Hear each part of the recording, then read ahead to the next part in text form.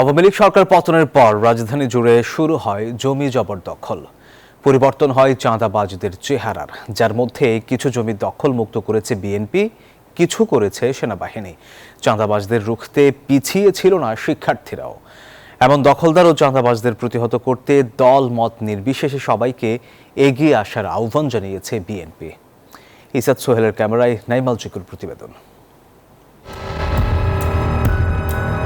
ছাত্র জনতার অপ্রতিরোধ্য আন্দোলনের মুখে যেদিন দেশ ছেড়ে পালিয়ে যান শেখ হাসিনা, সেই ৫ আগস্ট রাতে যাত্রাবাড়ির কোনাপাড়া এলাকায় জামান আসাদ সুপারমার্কেটের সামনের অংশ দখল করতে আসে ভূমিদস্যুদের একটি চক্র।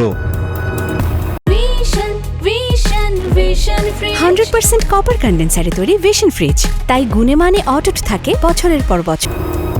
সিসিটিভির ফুটেজে দেখা যায় মার্কেটের প্রবেশমুখ বন্ধ করে দেয়াল তুলছে এই চক্রটি। পরে ভুক্তভোগীদের আবেদনের প্রেক্ষিতে সেনাবাহিনীর হস্তক্ষেপে দেয়াল অপসারণ করতে বাধ্য হয় তারা। তবে এখনো নানা উপায়ে হুমকি দেওয়া হচ্ছে বলে অভিযোগ মার্কেট মালিকদের। সেনাবাহিনীর নির্দেশে তারা ওই জিনিসটা ভেঙে দেওয়া যায়। এখন পরবর্তীক্ষণে আমরা খুবই আশঙ্কায় আছি যে এই যে ভূমিদস্যুগুলো আসছে, ওই আসার পরে কিছু হুমকি টুমকি এখন চলতেছে। চলতি বছরের ২৭ জুন ছাগলকাণ্ডে আলোচিত রাজধানীর মোহাম্মদপুরের সাদেক অ্যাগ্রো উচ্ছেদ করে ঢাকা উত্তর সিটি কর্পোরেশন। উচ্ছেদের প্রায় ১.৫ মাসের মাথায় আবারও দখল হয়ে যায় রামচন্দ্রপুর খালের এই অংশটি। দেয়াল তুলে কেউ করেছেন প্লট, আবার বিএনপির ব্যানারে পাশেই বানানো হয় কার্যালয়। ঘর তুলেছেন অনেকে। তবে প্লটগুলো থাকলেও বিএনপির সেই কার্যালয় এবং অন্যান্য স্থাপনা গুড়িয়ে দিয়েছে খোদ বিএনপির নেতাকর্মীরাই। আমরা রয়েছি খালের পাড়ে, আমরা গরিব মানুষ, আমাকে স্বামী টামি নাই, ঘর উড়ে রয়েছে, যেমন ১৬-১৭ বছর ধরে রয়েছে। বিএনপির একটা ক্লাব উঠাইছিল, ক্লাব উঠাইছে মনে হয় ৫-৬ দিন ৭-৮ দিন হইব। তারপরে এই যে কালকে শুনলাম মায়া ভেঙে লাইলো। বিএনপির নেতা টেতারা আসছিল, এরা এসে এই ক্লাব ভেঙে ছুটিয়া মানুষ এসে মনে করেন অন্তপক্ষে ৫০ জনের কম না। আওয়ামী লীগ সরকারের আমলে রাস্তায় চলাচলরত সিএনজি অটোরিকশার কাছ থেকে স্টিকার এবং সড়কের অনুমোদন বাবদ সিএনজি প্রতি মাসে ৬,৩০০ টাকা করে চাঁদা নিত দলটির লোকজন। সরকার পতনের পর যার সুবিধা নিতে চায় অন্য আরেকটি পক্ষ। সিএনজি চালকরা বলছেন, শিক্ষার্থীদের তোপের মুখে পড়ে পালাতে হয়েছে সেসব চাঁদাবাজদের। স্টিকারের বিষয় ১ থেকে ৫ তারিখের ভেতরে যদি না নেয় গাড়িটা আটকায় দেয়। টাকা এখানে বিল দেওয়া লাগতো, ওই পারে বিল দেওয়া লাগতো না। এখন কোনো ভিট নাই, কোনো কিছু নাই।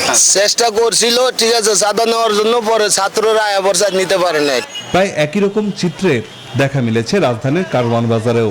চাঁদাবাজদের ৩ শিফটের বাণিজ্য সরকার পতনের সাথেই শেষ হয়েছে বলে জানান ব্যবসায়ীরা।